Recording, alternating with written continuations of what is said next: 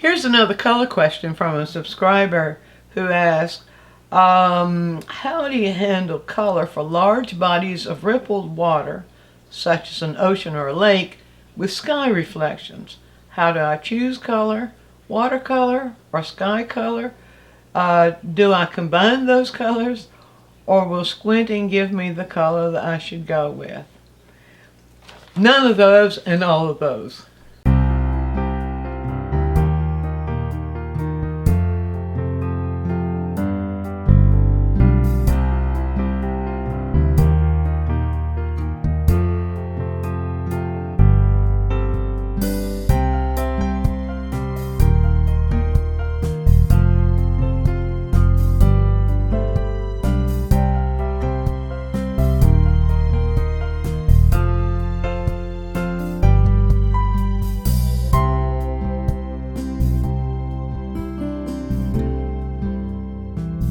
Well, like always, you're going to feel like I'm singing the same old song I've sung so many times, and that is, the real answer is how to observe the color. Of course, there is the technical portion of it, of what do we do in order to make these colors work together.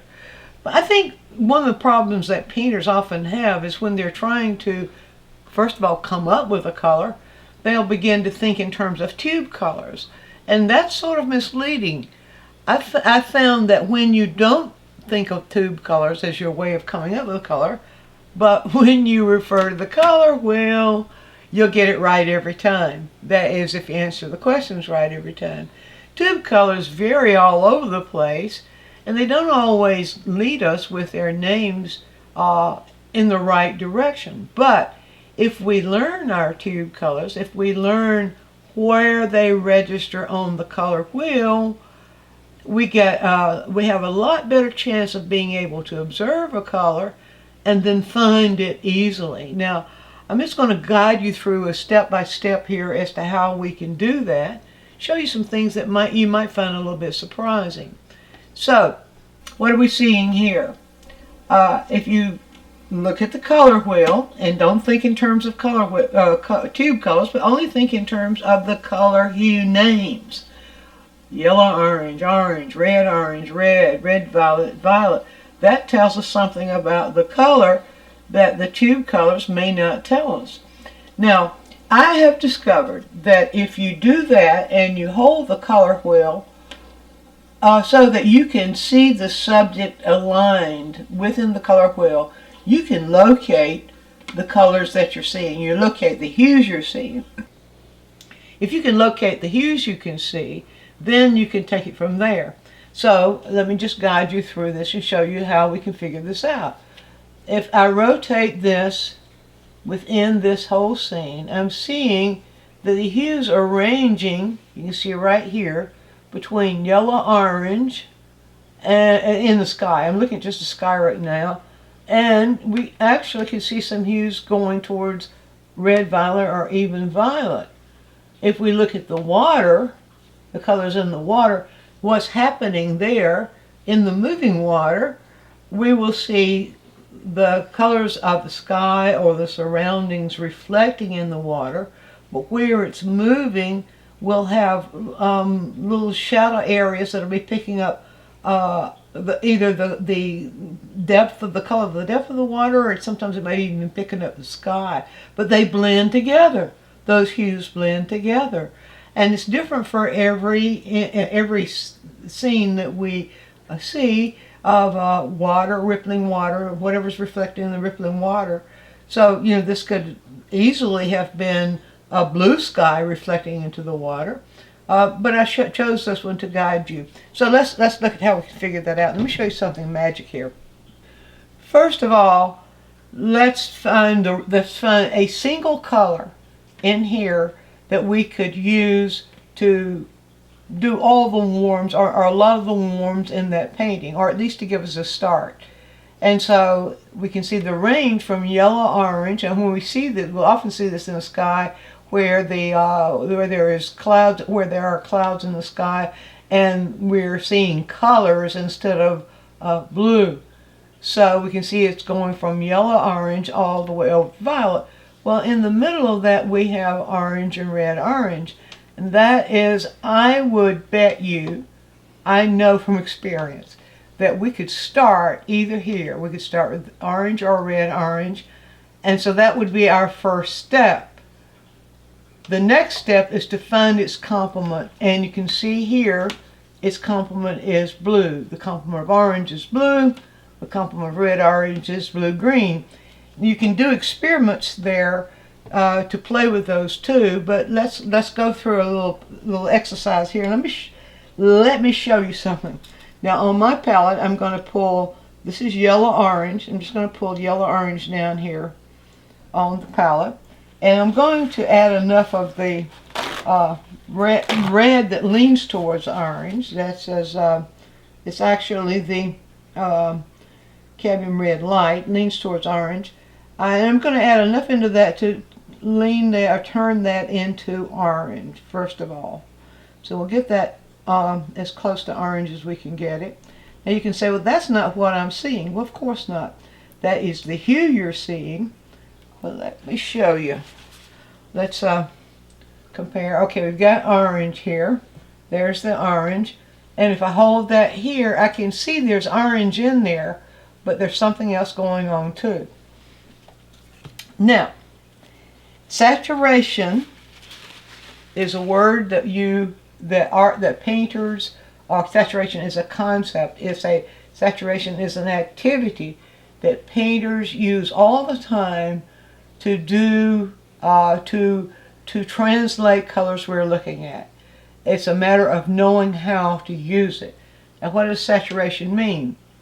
I'll show you. Saturation is referring to complements. So to get this working right, what I'm going to do is I'm going to pull out a blue. This is a very dark blue as it comes out of the tube. And so I'm going to add white to that to change it to a value closer to the value we're looking at here. And that's not close enough yet. Now, if you don't do that, you won't have control of your value. So just to get the color initially, this is just to find the hues that you're going to need in order to make that work for you. And then we'll show you the technical part of it in just a moment. So we'll get those pretty close in value. That's called value correcting. And whenever you're mixing especially a darker color into a lighter color, it's better to have them in the same value range, or it goes south on you. They get darker when you mix them together.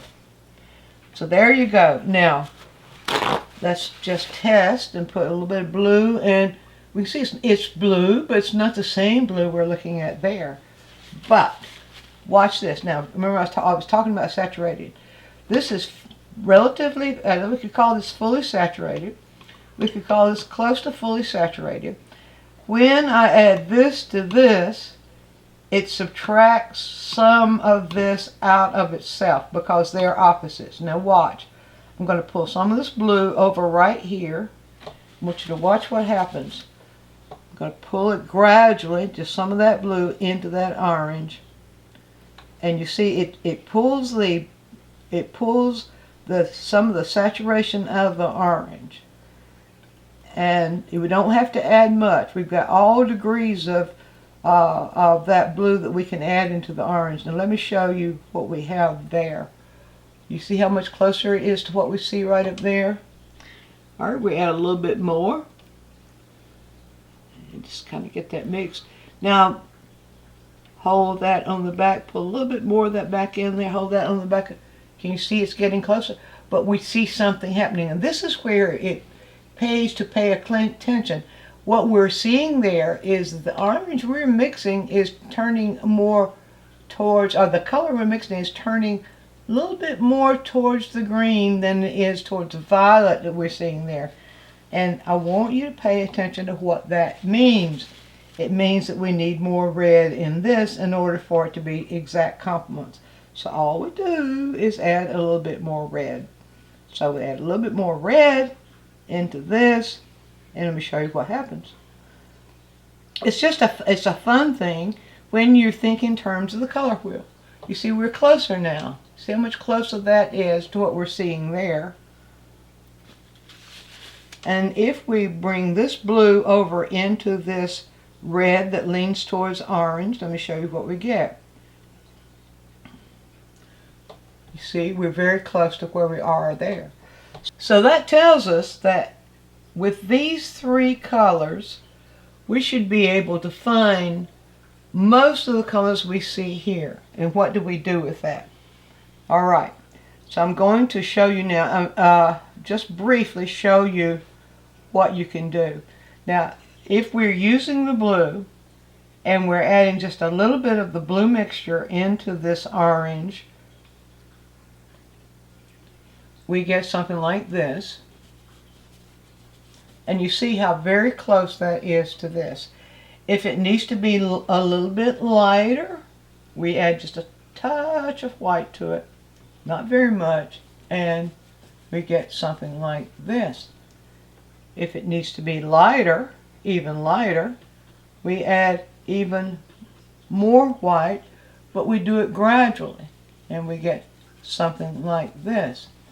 If it needs to be, if this is, see, this is sort of what we're seeing right in here. Now, as that is beginning to move in this direction, then what is it doing? We ask, it's turning from orange towards, well, you could say it's actually turning orange towards purple. All right, if we do this and pick up a little bit of this, and we come in this, any direction, whatever direction we see it moving in, you see that begins to gradually turn it towards purple. Let me add a little bit more of that blue to the red. Let's just get us a good working mixture going over here. But you see, when you're working with hues rather than tube mixtures, and when you define to yourself, or call to yourself, describe to yourself the hues you are seeing, all you need to do from there is to mix those hues that you're seeing and blend them together. In this case, we see the yellow-orange moving towards the purple. And so we will just do that here. Gradually add that more purple violet into the red-orange, into the into the orange, and move it in this direction. And we can see that I went a little bit too strong there. Need a little bit more red down there. And that's the way I know I need a little bit more red there, is because I see it. I see that a little bit more red than this is. So that's a way of experimenting with working with the hues that you recognize, recognizing the hues by their hue name. And now you see all I'm doing is mixing a little bit more of that red into the purple, and there it is right there. If it needs to be a little bit lighter, add a little bit of white to it, and there it is right there. Where you're reaching the purple itself, where it gets more purple itself, then you go into the purple mixture, a little bit of the red in the purple mixture, and you begin. There it is. Now you see it's too dark. If it's too dark, you add a little white. Not much. It's the controlling of the white, controlling of the light, and controlling. There we go right there. So you'll see it getting much closer there to what we're seeing right here. It may be a little bit on the dark side, and if it is, we simply lighten it. So that's much closer. Now, that's reading the hues that you see. Of course, if you're reading it more towards the yellow-orange, as we're seeing there, let's rinse the brush out. What do? You add yellow-orange. You see where I'm going here with this? It's reading the hue you find here. Do you see it? You see it in its most saturated, or do you see it less saturated? And of course, at what value level do you see it? Read those hues and then find the colors that you have that contain those hues at that saturation. You can change the value and you can change the saturation. You can't make a desaturated, well, you can add more saturated color to a desaturated color. Now here is the yellow-orange. Let's bring it right over here. The yellow-orange, that's what we're seeing right there. And let's add just a little bit of white to that, and that pulls that up a little bit lighter value. And you see that then goes right here, and then we can blend those like we just blend them like we see them blended in the sky, and we can make that work. So whatever colors you're reading here, you should be able to translate here if you read it by the hue name. So what about right here? What happens there? It's just the opposite. What you're seeing there is you're seeing the colors, the hues, these colors are sort of alternating with each other. If you'll notice, because the water is bluing, you see the bluing, because the depth of the blue of the water and maybe sky from another area of that's reflecting into it, we can see an alternation of what we see here, here, and then the bluer here, and it sort of just alternates. So I'm going to go back to the blue now, and let's just work this out the same way we did. Work it out slowly. Now, I want to emphasize one thing. Don't wait for a painting to try this. Do these exercises, this kind of color study. Do this on a scrap sheet of either camps, whatever you're working on there. Do this in scrap. People, artists, painters just don't do enough studying. They want to dive right into a painting and then try to figure it out in the painting. And that's, asking for disaster. So do that sort of thing in a study and just sort of play with it. What happens if you add more blue? What happens if you add more red? And compare each time. Remember, you're working with three things. You're working with what is the hue, what is the value, what is the saturation, and that's going to lead you there, and then you come to the technical part. Now, as I said before, then we go back to the water. So I'm going to go back to the palette knife, the blue, and see it, and the first thing I want to do is squint. And that's where part of your question comes in, or do I squint? Always squint. Because squinting, I'm seeing, I have pretty much, you see, that's pretty much the value that I'm seeing in that blue of the water. It's a slightly different saturation, a little bit different hue. We'll approach that in a second.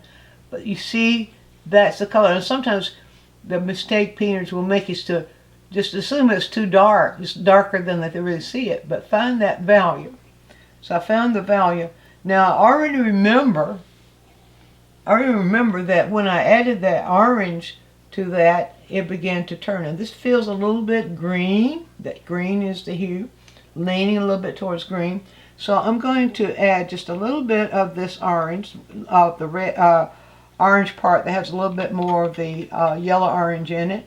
Just going to add that in, not much, just enough, and take it slowly here.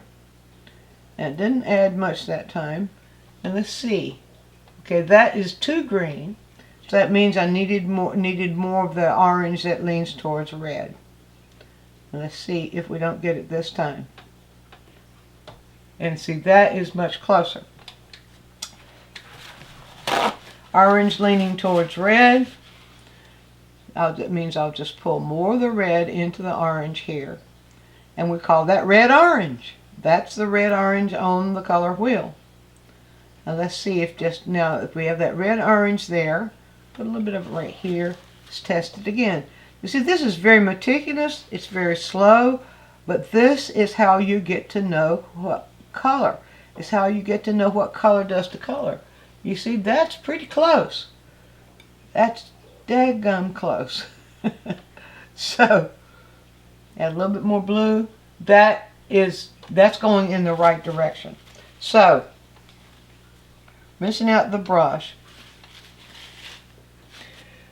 I can show you now the technical thing, the technical way that you can make this work. Now there are many techniques for creating alternation, but this is a very simple one I'm going to show you. So we'll look at this, and then we can look at this too, because you see that's a closer value right there. Let's just look at this right here. So if I start with the cool first. And usually I like to start with the darker color first when I'm finding a mixture like that. So if I start with that darker color first, and I'm just going to mix a a little bit here, and I'm going to keep that moving, or keep that leaning towards that blue, and let's check it on the brush there. Yeah, that's pretty much in the same value range. Now, let's just put that right here. Let's just see. Well, it does. Now, when I put it there, I see it needs more of that red. So I add a little bit more of the red to it. And let's try it now. That's much closer. Maybe a little bit too close. So let's get it just a little bit. There we go. Now you can see the value contrast is not that great between this and that.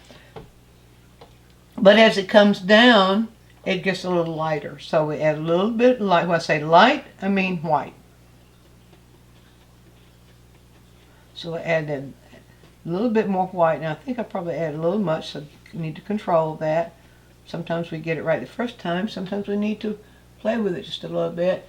And there we go. Sort of like that. Now, I'm going to reach for the just a little bit bluer. Just a little bit bluer.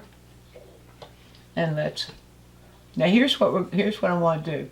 I'm using this, you see, on the tip of the brush like that. And I'm simply moving it back and forth because I see this moving back and forth like that. I'm simply moving it back and forth, and I'm leaving just a little bit of space of the white there, of the white of the canvas there, as I'm doing that. Let's get that just a tiny bit bluer. Get that just adjusted just a little bit more, like that. Now, I'm going to move back into the reflection part. Now, this is what the viewer or the subscriber was asking. Also, how do you get the reflection? Reflection is like a mirror, and when it's moving, it's like a broken mirror. Not really a broken mirror. When it's moving, the part that's reflecting is the part that we see the color of up here. The part that's more in shadow is the other part. So that's what you've got. You get reflection and shadow, reflection and shadow. But it's all blended together in the distance. So we can go in there with that same, let's get that value. It's got to be in that distance. We see pretty much the same value. And let's get that, just check it right there. And then use what I call a scumble stroke. It is a scumble where one color sits on top of the other, and just stroke it in between, sort of like this, so that there is still some blue showing through. And then when it gets down into this area, we pick up a little bit more of the color that we see up there. And so that ends up being more like this. That's a little bit dark.